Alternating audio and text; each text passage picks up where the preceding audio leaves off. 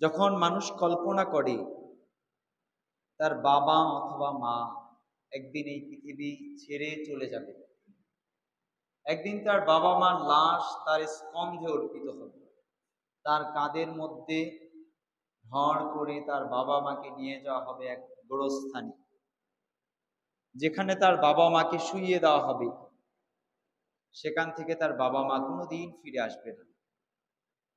এই চিন্তা করতে গেলে কোনো বিবেকবান মানুষের অন্তর নিঃসন্দেহে নাড়া দিয়ে ওঠে, তাই না? সেই জায়গায় কোনো বিবেকবান মানুষ যদি চিন্তা করে একদিন তার আদরের ছোট্ট সন্তানটাকে কবরের মধ্যে রেখে আসতে হবে,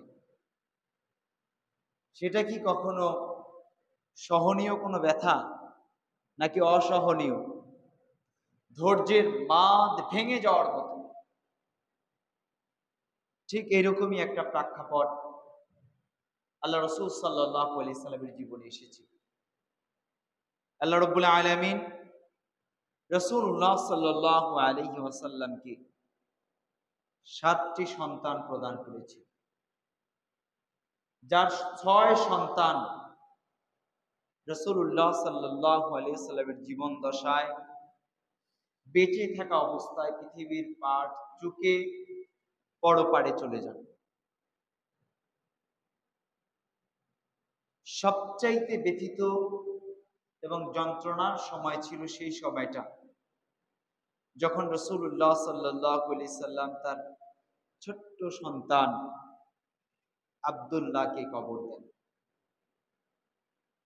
তখন তার কাছের লোকেরা, তার আপন চাচারা পর্যন্ত যারা ইসলাম গ্রহণ করেননি, তেনারা মানুষের সম্মুখে কিংবা রাসূলুল্লাহ সাল্লাল্লাহু আলাইহি সাল্লামের সম্মুখে কিংবা রাসূলুল্লাহ সাল্লাল্লাহু আলাইহি সাল্লামের আড়ালে একে অপরকে শুনিয়ে চিৎকার করে বলা শুরু করলো যে মুহাম্মদ সাল্লাল্লাহু আলাইহি ওয়াসাল্লাম নাকি একজন রাসূল।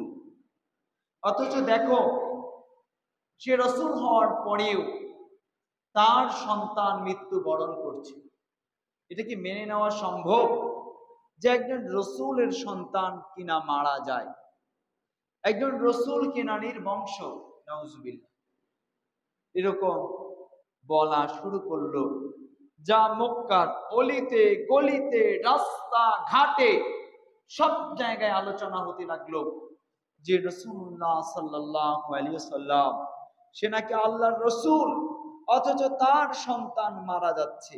তার একাধারে 6 সন্তান পৃথিবীর মাঠ চুকে চলে গেল। সে নির্বংশ, সে লেজ কাটা।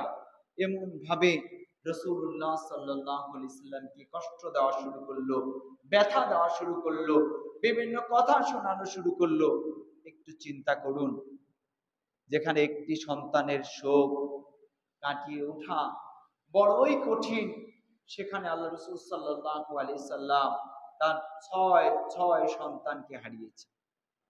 একটু চিন্তা করুন, কোন একজন মানুষের পর পর 2 সন্তান 3 সন্তান মারা গেলে সেই মানুষের পাগল হওয়ার উপক্রম শুরু হয়ে যায়। সেখানে রাসূলুল্লাহ সাল্লাল্লাহু আলাইহি সাল্লামের পরিস্থিতি কতটাই না নির্মম ছিল, কতটাই না ভয়াবহ ছিল, কতটাই না তিনি কষ্ট যন্ত্রণা নিয়ে সেই সময় অতিক্রম করছিলেন। এই সময় আল্লাহ রাব্বুল আলামিন রাসূলুল্লাহ সাল্লাল্লাহু আলাইহি সাল্লামকে সান্ত্বনা প্রদানের জন্য, রাসূলুল্লাহ সাল্লাল্লাহু আলাইহি সাল্লামকে ধৈর্য ধারণের নির্দেশ প্রদানের জন্য ছোট্ট একটা সূরা নাজিল করেন। এই সূরার নাম সূরা কাউসার। কি সূরা? সূরা কাউসার। যে সূরা আমি তেলাওয়াত করেছি, যার সঙ্গে কুরবানির একটি সম্পর্ক রয়েছে। এই কুরবানি কার কুরবানি? রাসূলুল্লাহ সাল্লাল্লাহু আলাইহি সাল্লামের কুরবানি। গতদিন আমরা শুনেছি হযরত ইব্রাহিম আলাইহিস সালাতু ওয়াস সালামের কুরবানি কেমন ছিল। আজ এই প্রেক্ষাপটে জানবো যে রাসূলুল্লাহ সাল্লাল্লাহু আলাইহি সাল্লাম, যিনি সকলের জন্য উত্তম আদর্শ, মহামানব, সর্বশ্রেষ্ঠ মানুষ, যার আদর্শ ব্যতিরেকে অন্য কারো আদর্শ মানলে মানুষ নাজাত পাবে না, জান্নাত পাবে না, মুক্তি পাবে না। সে রাসূলুল্লাহ সাল্লাল্লাহু আলাইহি সাল্লামের কুরবানি কেমন ছিল। রাসূলুল্লাহ সাল্লাল্লাহু আলাইহি সাল্লাম যখন সন্তান হারানোর বেদনায় কাতর, তখন আল্লাহ রাব্বুল আলামিন রাসূলুল্লাহ সাল্লাল্লাহু আলাইহি ওয়াসাল্লামকে জানালেন। কি জানালেন? রাসূলুল্লাহ সাল্লাল্লাহু আলাইহি সাল্লামকে সুসংবাদ প্রদান করলেন, ইন্না আতাইনাকাল কাউসার, আমি তোমাকে হাউজে কাউসার দান করেছি। সুবহানাল্লাহ। এটা হয়তো বা আপনার আমার কাছে শুনে সামান্য কিছু, কিন্তু রাসূলুল্লাহ সাল্লাল্লাহু আলাইহি সাল্লাম কিংবা যারা নবী আলাইহিস সালাম ছিলেন, যারা পয়গম্বর ছিলেন, তেনারা দুনিয়ায় কোনো কিছু হারালে, কোনো কিছু হারিয়ে ফেললে, তার দুনিয়ায় কোনো যন্ত্রণা আসলে, কোনো পরীক্ষা আসলে তেনারা মনে করতেন এর যা নিঃসন্দেহে বড় কোনো কিছু। রাসূলুল্লাহ সাল্লাল্লাহু আলাইহি সাল্লাম এই যা প্রাপ্তির জন্য অপেক্ষা করছেন। আল্লাহ রাব্বুল আলামিন, আমার রব আমাকে কি বলে সান্ত্বনা দেয়, ঠিক ইন দি মিন টাইম, এই মুহূর্তে আল্লাহ রাব্বুল আলামিন রাসূলুল্লাহ সাল্লাল্লাহু আলাইহি সাল্লামকে সাহাবায়ে কেরামগণ জানাচ্ছেন। ইবনে আব্বাস, রাসূলুল্লাহ সাল্লাল্লাহু আলাইহি সাল্লামের ছোট চাচা ইবনে আব্বাস রাদিয়াল্লাহু আনহু, রাইসুল মুফাসসিরিন, মুফাসসিরদের মধ্যে শ্রেষ্ঠ মুফাসসির, তিনি বলছেন রাসূলুল্লাহ সাল্লাল্লাহু আলাইহি সাল্লাম খুব ব্যথিত অবস্থায় তার মাথাটাকে নিম্নগামী করে রেখেছে, নিচে করে রেখে চিন্তা করছেন কি হবে, কি বলবো, শত্রুদের জবাবে কি বলবো। রাসূলুল্লাহ সাল্লাল্লাহু আলাইহি সাল্লাম যখন এরকম চিন্তায় বিমগ্ন, তখন আল্লাহ রাব্বুল আলামিন জিবরিল আমিনের মাধ্যমে সুসংবাদ প্রদান করলেন, ইন্না আতাইনাকাল কাউসার, নিশ্চয় আমি আপনাকে হাউজে কাউসার দান করেছি। রাসূলুল্লাহ সাল্লাল্লাহু আলাইহি সাল্লাম প্রফুল্লতার সঙ্গে মাথাটা উঁচু করলেন, করে সাহাবায়ে কেরামকে এই ৩ আয়াত পড়ে শোনালেন, ইন্না আতাইনাকাল কাউসার ফাসাল্লি লিরাব্বিকা ওয়ানহার ইন্না শানিয়াকা হুয়াল আবতার। প্রিয় ভাই, আয়াতের এই অংশগুলো আমাদের কম বেশি সকলের জানা, কিন্তু এই শব্দের গাম্ভীর্য ভারত্ব না জানার কারণে এই আয়াতগুলো আমাদের ঈমানের মধ্যে কোনো প্রকার বর্ধন কিংবা সংযোজন সৃষ্টি করে না। আল্লাহ রাব্বুল আলামিন রাসূলুল্লাহ সাল্লাল্লাহু আলাইহি সাল্লামকে হাউজে কাউসার প্রাপ্তির কথা বলে আল্লাহ রাব্বুল আলামিন জানিয়ে দিলেন, ফাসাল্লি লিরাব্বিকা ওয়ানহার, এই যে তুমি হাউজে কাউসার পেয়েছো, পাওয়ার পর অতি আনন্দে উৎফুল্লতার সঙ্গে চলিও না, নিজেকে দাম্ভিক ব্যক্তিদের অন্তর্ভুক্ত করিও না, বরং তুমি কি করো, ফাসাল্লি, তোমার রবের প্রার্থনা করো, সালাত আদায় করো, ওয়ানহার, এবং কুরবানি করো।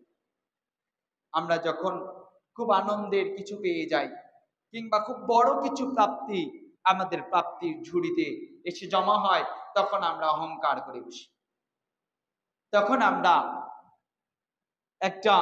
এমন একটা ভাব নিজের মধ্যে তৈরি করে বসি, এটা যেন আমার প্রাপ্তিই ছিল, এটা যেন আমারই প্রাপ্তি ছিল।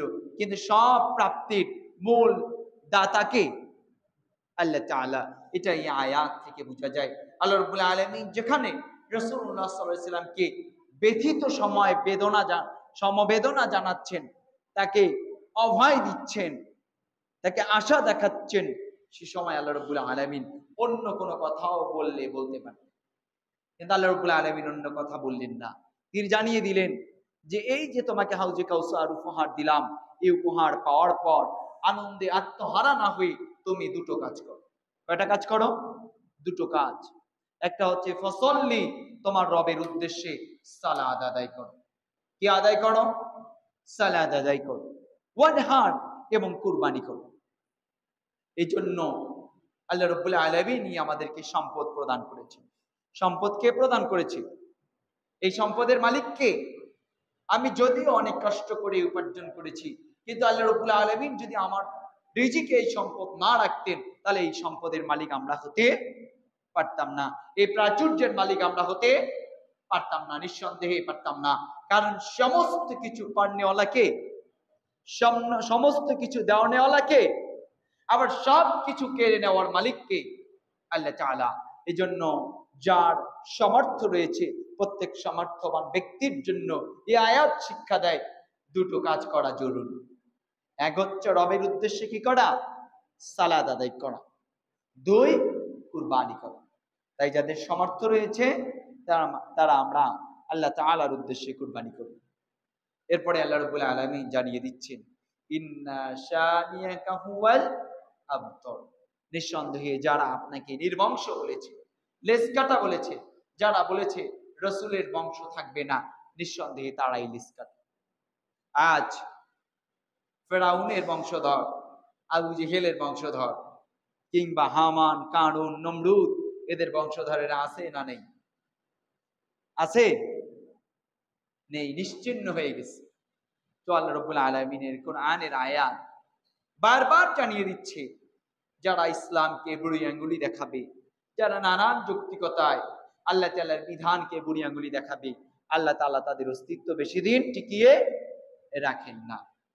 প্রিয় ভাই, তাহলে ঘটনা থেকে বুঝলাম যে মানুষের অন্তরে প্রশান্তি আসে কিসের মাধ্যমে? আল্লাহ তাআলার জিকিরের মাধ্যমে। কিসের মাধ্যমে? আল্লাহ তাআলার জিকিরের মাধ্যমে। এজন্য আল্লাহ রাব্বুল আলামিন আরেক আয়াতের মধ্যে বলেছেন, আলা বিযিকরিল্লাহি তাতমাইন্নাল কুলুব, নিঃসন্দেহে আল্লাহর জিকিরই মানুষের অন্তরকে প্রশান্তি করতে পারে। যার উদাহরণ কি? রাসূলুল্লাহ সাল্লাল্লাহু আলাইহি সাল্লামের উদাহরণ, সর্বশ্রেষ্ঠ উদাহরণ। যে আল্লাহ রাসূল সাল্লাল্লাহু আলাইহি সাল্লাম যে সময় ছয় সন্তান হারিয়ে বেদনায়, একেবারে কষ্টে, যন্ত্রণায় যখন কোথাও যাচ্ছিলেন না, আপন গৃহে যখন মাথাটাকে নিচু করে চিন্তা ভাবনা করছেন, তখন আল্লাহ রাব্বুল আলামিন তাকে প্রথম উপহারের কথা বলে কিসের কথা বলেছেন? এরপরে আল্লাহর জিকিরের কথা বলেছেন, সালাতের কথা বলেছেন, কুরবানির কথা বলেছেন।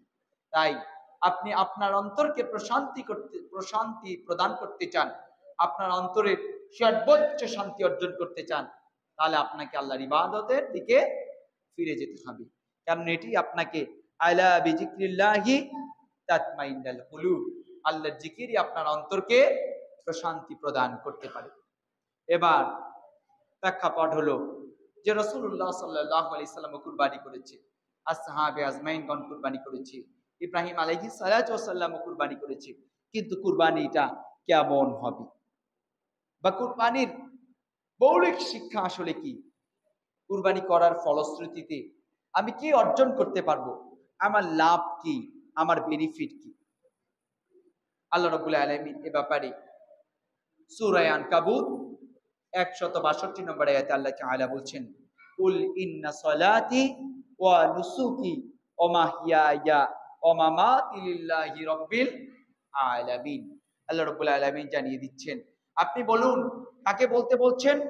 রাসূলুল্লাহ সাল্লাল্লাহু আলাইহি ওয়াসাল্লামকে আমাদেরকে জানিয়ে দিতে বলতেছেন। কি বলতেছেন? বলো, আমার নামাজ, আমার কুরবানি, আমার জীবন, আমার মরণ লিল্লাহি রাব্বিল আলামিন। এটা আল্লাহ তাআলার দয়া ছাড়া আর কিছুই নয় এই আয়াত। বলেন তো, আমাদের জীবন কার? আমাদের এই জীবন কার? আল্লাহ তাআলার দেওয়া। এই জীবন কি আমার? কত সন্তান আছে যে মায়ের গর্ভে থাকা অবস্থায় মৃত্যুবরণ করেছে? আছে না এমন সন্তান? তো ওই সন্তানের তালিকায়, ওই মানুষটির তালিকায়, ওই ছোট্ট শিশুটির তালিকায় আমি কি অন্তর্ভুক্ত হতে পারতাম না? নিঃসন্দেহে পারতাম। কিন্তু এরপরেও যে রব আমাকে জীবন প্রদান করেছেন, সেই রবই আমাকে বলছেন, কুল ইন্না সলাতি ওয়া নুসুকি ওয়া মাহইয়ায়া ওয়া মামাতি লিল্লাহি রাব্বিল আলামিন। সেই রবই আমাকে জানিয়ে দিচ্ছেন, আমার জীবন, আমার মরণ এটা আল্লাহর জন্য। কিন্তু আসলে আমার জীবন, আমার মরণ নয়, এটা আমার রবের দেওয়া জীবন। এই মৃত্যু আমার রবের পক্ষ থেকে আসা। এই মৃত্যু কার পক্ষ থেকে আসা? আমার রবের পক্ষ থেকে আসা। অথচ আল্লাহ রাব্বুল আলামিন অতি অনুগ্রহ করে বান্দাকে উৎসাহ প্রদান করার জন্য জানিয়ে দিচ্ছেন, বলো, আমার সালাত, আমার কুরবানি, আমার জীবন, আমার মরণ সব আমার রবের জন্য। সুবহানাল্লাহ। এটা কেমন? কোন এক কোটিপতি এক গরিব দরিদ্র পথ শিশুকে বলছে, তোমার 10 টাকা নোটটা আমাকে দাও, আমি তোমাকে এই বিল্ডিং দিয়ে দিই। বলেন, 10 টাকা একটা বিল্ডিং পাওয়া যায়? পাওয়া যায়? ভালো মানের চকলেটও পাওয়া যায় না, সেখানে যদি একটা বিল্ডিং দিতে বলে, এর চাইতে কম দামে, কম মূল্যে আল্লাহ রাব্বুল আলামিন আমাদের কাছে জান্নাত বিক্রি করছেন। সুবহানাল্লাহ। কারণ এই দুনিয়ার জীবন, এই দুনিয়া আল্লাহর কাছে কোনো মূল্য নেই, মূল্যহীন। এরপরে আল্লাহ রাব্বুল আলামিন দুনিয়ার বندگی, দুনিয়ার ইবাদত, দুনিয়ার সিজদার বিনিময়ে আমাদেরকে জান্নাত প্রদান করবে। সুবহানাল্লাহ। তাহলে মহান আল্লাহ তাআলা যে অনুগ্রহশীল, এই আয়াত তার বাস্তবিক প্রমাণ।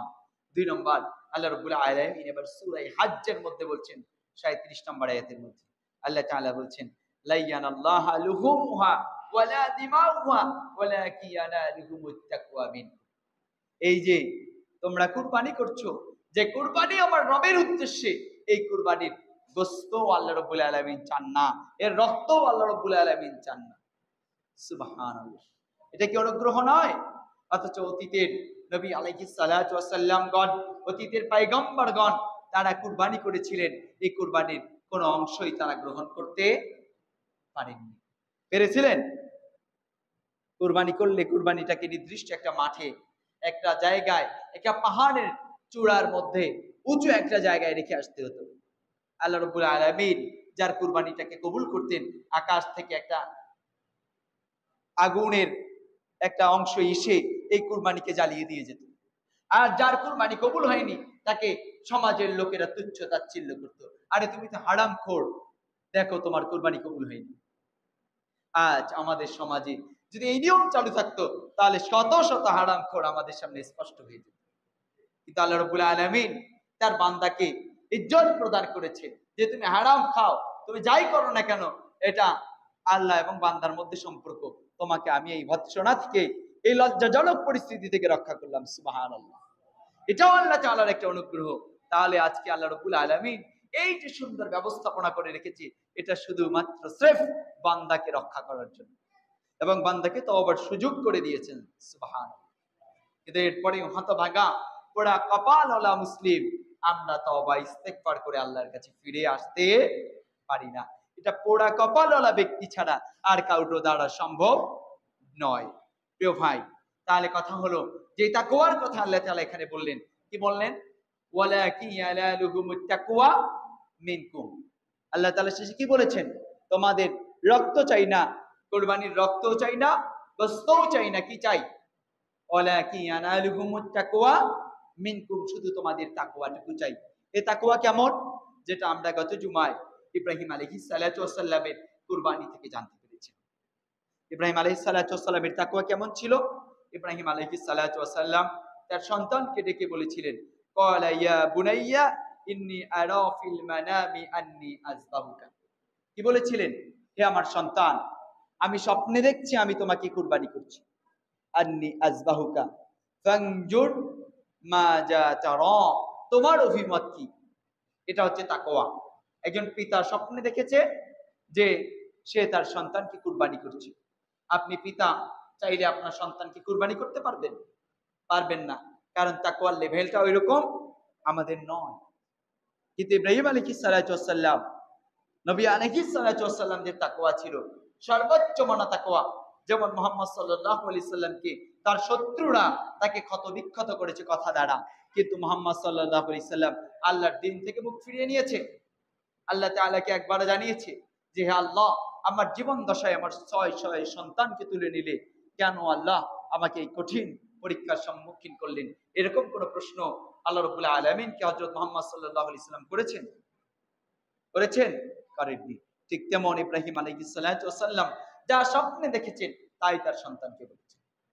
অপরদিকে তার সন্তান, তিনি একজন নবী, তিনিও কি একজন নবী? হযরত ইসমাঈল আলাইহিস সালাতু ওয়াস সালাম তিনিও জবাবে কি বলেছিলেন? ইয়া আবাতিফআল মা তু'মারু সাতাজিদুনি ইনশাআল্লাহু মিনাস সাবিরিন। হে আমার সম্মানিত পিতা, আপনি তাই বাস্তবায়িত করুন যা আপনাকে আরশের মালিক আল্লাহ রাব্বুল আলামিন নির্দেশ প্রদান করেছে। সুবহানাল্লাহ। এটাই তাকওয়া। এটাই কি তাকওয়া? আল্লাহ রাব্বুল আলামিন আমাদেরকে এই তাকওয়া অর্জনের কথা বলছেন। কুরবানি, আজকে আমাদের কাছে কুরবানি মানে কত দামি গরু হতে পারে, এটা কয় মণ মাংসওয়ালা গরু হতে পারে, এটা কেমন মোটা তাজা হতে পারে, বাজারে এর রেশিওটা, এর মেজারমেন্টটা কত হাই, এর প্রোফাইলটা কত ভালো। আমরা দেখিনি গত বছর একটা গরুর বংশীয় মর্যাদা দেখে কোটি টাকায় বিক্রি হয়েছে। কি দেখিয়ে? বংশীয় মর্যাদা। আল্লাহ তাআলা কি কোনো গরুর বংশীয় মর্যাদা দেখবেন? এটা কোন গাভী থেকে, এর বাবা মা কি করছে, এর বাবা মা কোথাকার, এটা দেখে আল্লাহ তাআলা কুরবানি কবুল করবেন না। হযরত ইব্রাহিম আলাইহিস সালাতু ওয়াস সালামের কুরবানি একটা ছোট্ট দুম্বা ছিল, যে কুরবানি হযরত ইসমাঈল আলাইহিস সালাতু ওয়াস সালামের পরিবর্তে ইব্রাহিম আলাইহিস সালাতু ওয়াস সালাম করেছিলেন। সেটা কি ছিল? ছোট্ট একটা দুম্বা, একটা উট নয় কিন্তু। বুঝতে পেরেছেন আমার কথা? আরবের সবচাইতে দামি প্রাণী কোনটা? লাল উট। তো ইব্রাহিম আলাইহিস সালাতু ওয়াস সালাম কি লাল উট কুরবানি করেছিল? কি করেছিল? একটা ছোট্ট দুম্বা কুরবানি করেছিল। এই দুম্বার মাংস নয়, এই দুম্বার মধ্যে যে তাকওয়া ছিল, ইব্রাহিম আলাইহিস সালাতু ওয়াস সালাম এই তাকওয়া নিয়ে সেই মিনার প্রান্তে গিয়েছিল, তার ছোট্ট সন্তান ইসমাইলকে নিয়ে গিয়েছিল।